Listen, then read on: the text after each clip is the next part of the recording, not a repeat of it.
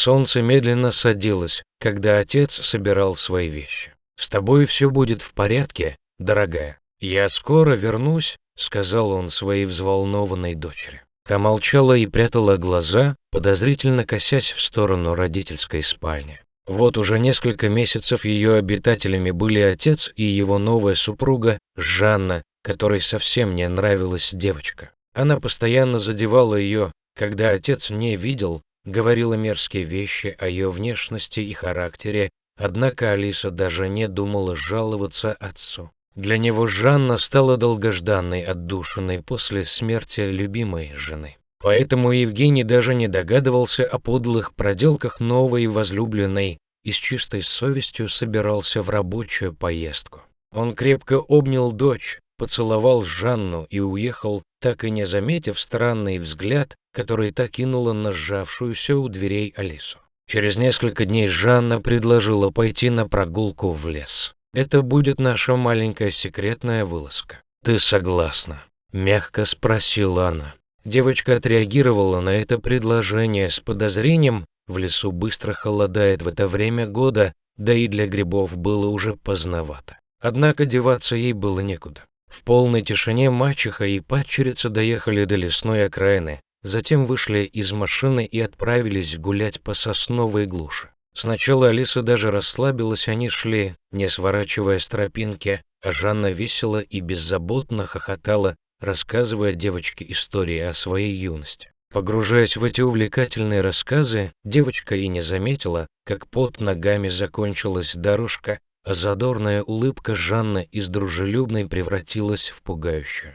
«Послушай меня внимательно, девочка», — вдруг сказала мачеха, нагибаясь к Алисе. Ее глаза мерцали странным светом. «Знаешь, дорогая, мне лучше вернуться домой одной и рассказать отцу, что ты неожиданно начала вести себя странно. А после этого сбежала, как я не старалась тебя остановить. Мы даже поищем тебя какое-то время, а затем, когда не найдем, я твоего отца утешу.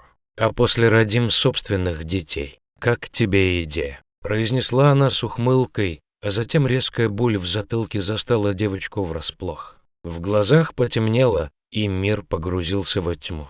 Сумерки окутали лес, когда молодая волчица, вышедшая из логова в поисках добычи, бесшумно бродила среди высоких сосен. И вот, среди этой тишины, волчица услышала слабый, тревожный плач. Ее уши мгновенно поднялись, словно слушая зов безысходности. Она отчетливо уловила запах человека маленькой девочки, потерявшейся в этом безжалостном пространстве. Мгновенно ощутив инстинктивное желание защищать потомство, волчица направилась к источнику звука.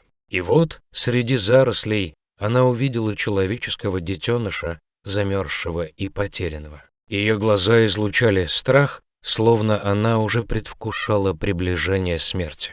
Волчица приблизилась медленно, как будто боялась разрушить это хрупкое равновесие момента и окончательно спугнуть ребенка. Прильнув к девочке, волчица ощутила ее лихорадочную дрожь и слабый пульс. Она облизала ее лицо, словно хотела умыть от налипших сосновых иголок. Волчица укутала девочку своим теплым телом, как покрывалом. Ее черные глаза излучали материнское умиротворение, словно она говорила: «Все в порядке, ты в безопасности». Для Алисы же волчица, лежащая рядом с ней, изначально вызвала неподдельный страх и беспокойство. Однако по мере того, как девочка приходила в себя, она почувствовала благодарность и облегчение, понимая, что волчица не желает ей зла. Когда девочка окончательно пришла в себя и обрела силы, волчица, словно понимая, что время пришло, мягко дотронулась до ее одежды.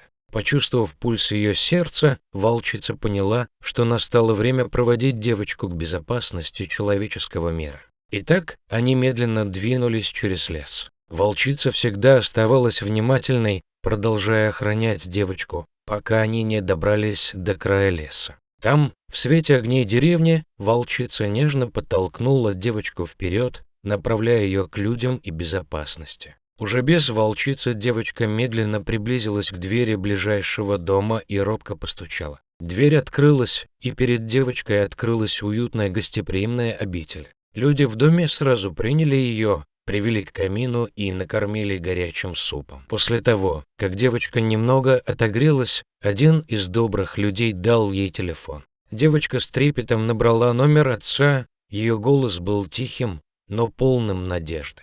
От звука родного голоса ее сердце застучало сильнее, а глаза наполнили слезы радости. Отец же еще до звонка дочери был наполнен отчаянием и тревогой, словно должно было произойти что-то плохое. В конечном итоге, не выдержав дурного предчувствия, он не смог доехать до места командировки и резко развернул машину, направляясь домой, где его встретила заплаканная Жанна. Она старательно отыгрывала заготовленную ложь, рассказала Евгению, что его дочь убежала, не собрав вещи, и Жанна не смогла ее найти.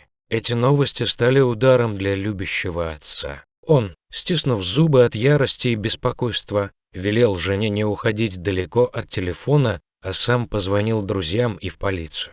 В этот момент он услышал заветный звонок. Распознав в трубке голос дочери, отец почувствовал, как огромный камень упал с его сердца. «Папа, это я», — тихим, дрожащим голосом прозвучали слова девочки. «Тетя Жанна бросила меня в лесу». Не бросая трубку и разговаривая с ребенком, отец бросился к машине и отправился по названному адресу забирать дочь. Прежде чем покинуть дом, отец столкнулся с женой и, вложив в каждое слово весь тот гнев, что владел им, закричал, что по их возвращению даже духа женщины не должно быть в его доме. Жанна сжалась, испуганно глядя на мужчину, но не сказала ни слова. Евгений ехал по пустынной дороге и по телефону слушал невероятный рассказ Алисы.